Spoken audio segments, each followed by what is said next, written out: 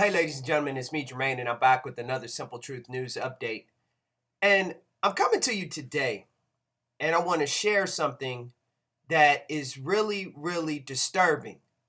We are finding it very difficult in the society that we live in today to be able to simply live free.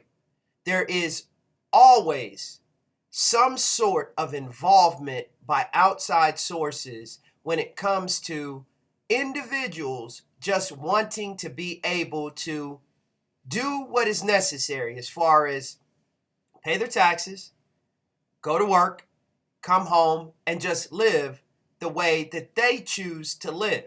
Now, I'm not saying that people that are trying to do things that are excessive, things that are deemed to be by any morally sound individuals as something outside of that box or the 9 dots of the moral, uh, um, I guess, barometer is what I'm trying to say. But when you have government infringement upon people, we've seen countless times where over the last several years that the government is stepping in when people are having Bible studies in their home and they're saying that that is a public gathering and you need a certain type of permit or you can't have it because of zoning situations.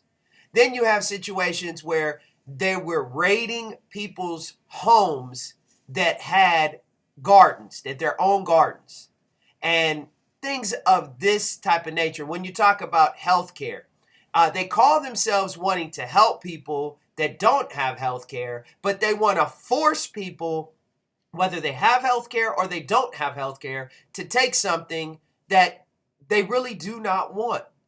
Well, this story that I'm about to share to you is not any different from all of the things that the domino effect of what is beginning to happen in this country. And what is beginning to happen?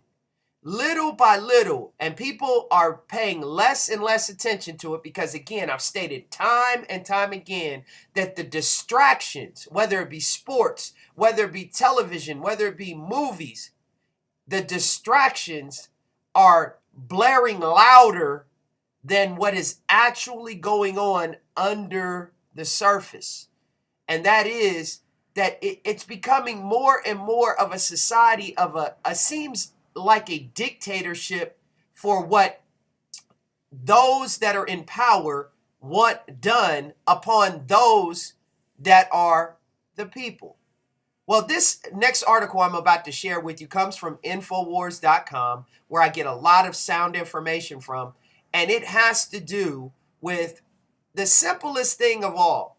When you have a child that goes to a public school, we've talked time and time again why you shouldn't have your children in public schools, but those that choose to continue to keep their children in the public indoctrination system are fighting because in a certain school district, it is being stated that children cannot pack their own lunches.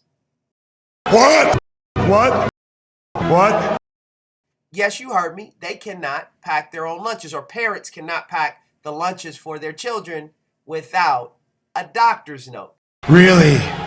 Really? Let's take a look at this article, and I'll be back with you with some closing statements. Okay, so here's the article. Feds order school to ban packed lunches without doctor's note. And this is from today, October 24th, 2013. A school in Richmond, Virginia is following federal government instructions by telling parents that they need to have a doctor's note in order for their children to be allowed to bring packed lunches to school. Another example of how the nanny state is encroaching via the public education system, or as you've heard me say many, many times, the public fool system or the public indoctrination system. And here you can see right here you have a note, and it says, Mrs. Brooks, please do not send a lunch to school unless a doctor's note is sent in with connection with this letter. Thanks, and I guess Mrs. So-and-so, whatever the teacher's name is. But let's go on and finish the rest of the article. It says, a letter featured on the website mom.com instructs parents that packed lunches must be accompanied with a physician's note. Dear parents, I have received word from federal programs preschool pertaining to lunches from home. Parents are to be informed that students can only bring lunches from home if there is a medical condition requiring a specific diet, along with a physician's note to that regard. I am sorry for any inconveniences. If you have any questions concerning this matter, please contact Stephanie, redacted, the health coordinator for federal programs preschool at, and that's redacted as well. Thanks, Miss, and the name is redacted. The letter also includes a handwritten note, which we just spoke of, which reads, Miss Brooks, please do not send a lunch to school unless a doctor's note is sent in connection with this letter.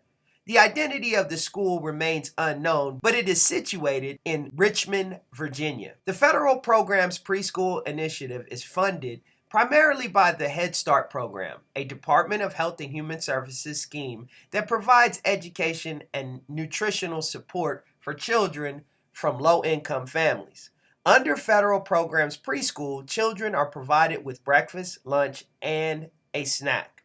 While informing parents that they cannot make a decision on their own child's diet, the same school promotes the fact that they sell ice cream during PE lessons every week. In a separate post, another parent describes how their child was upset because she was the only student not able to buy nachos and lemonade, which were also being sold during PE lessons right before lunch. And here, I guess, is a copy of the flyer of what was being sold. So I suppose that sending a note that says, I choose to skip the GMOs in the lunches you serve for a more balanced and safe diet as the parent of this child doesn't suffice, writes Tisha Haas, adding that homeschooling is looking better and better every day. Remember, we talked about homeschooling time and time again. If parents want to pack a healthy, non-GMO lunch for their own children and not have their kids snacking on preservative-laden nachos and ice cream, they're out of luck because the federal government says so, unless parents go through the ludicrous hassle of obtaining a doctor's note beforehand. Now, I want to stop here and I want to make a point. It's awful funny how we have the national health care about to kick in, which has basically kicked in. Not all parts of it have kicked in, but Obamacare, as it is deemed, is kicking in. And now you cannot eat healthy, but you have, if you want to eat healthy, non-GMO that is, you have to go through a doctor. Listen to this, ladies and gentlemen. You have to go through a doctor, and now the doctor that you have to go through is probably a part of this Obamacare national health care system. Or that's if you're not able to afford health care, which we see that this is children from low-income families, so thus they're going to fall right in line with what's going on with this Obamacare situation. So that's just a point I needed to make. Let me continue the article. So now, at least one school wants children to have a doctor's note to say no to the school lunch offerings of hormones, GMOs, preservatives, and grease. They must have the permission of a professional to avoid junk food. A parent's good judgment is not sufficient, it seems, to make the healthy decision to provide a toxin-free lunch. Does anyone else see the irony here? Asks Daisy Luther. This is not the only example of school lunches being banned. Chicago's Little Village Academy Public School mandates students eat at the cafeteria or go hungry. Only children with allergies and a doctor's note are allowed to bring a packed lunch.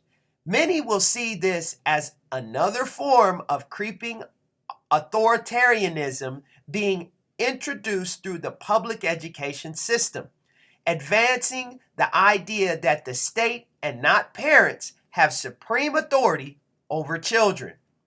It's a concept also being promoted by the mass media. Earlier this year, MSNBC ran a segment pushing the notion that kids belong to the collective, and that the idea that kids belong to their parents or kids belong to their families should be eliminated. Let's take a look at this video that they're talking about. We have never invested as much in public education as we should have because we've always had kind of a private notion of children. Your kid is yours and totally your responsibility. We haven't had a very collective notion of these are our children. So part of it is we have to break through our kind of private idea that kids belong to their parents or kids belong to their families and recognize that kids belong to whole communities. Once it's everybody's responsibility and not just the households, then we start making better investments. Wow. Did you hear that, ladies and gentlemen? The children which you birthed and you take care of every day, they don't belong to you. They belong to the collective. This is just yet another situation that is proving more and more that we are being infringed upon as people. Wow. It just goes to show you that as long as you continue to contribute, to confine, conform, and be a part of the quote-unquote system, you will be subject to be under the rules of said system. The simple truth of the whole matter is, ladies and gentlemen, is that what happened to the days when we were just allowed to live and do what we thought was right for ourselves, opposed to what the quote-unquote powers or the authorities think is best for you and for myself, or you and I. This has been The Simple Truth. And as I always tell you, it's the simple things that are oftentimes the most profound, but yet they're the most difficult to put into practice and to actually do. I want to thank you for joining me on this episode of The Simple Truth, and I'll be back with you with another episode real soon, and I'll be sure to see you, and you again real soon.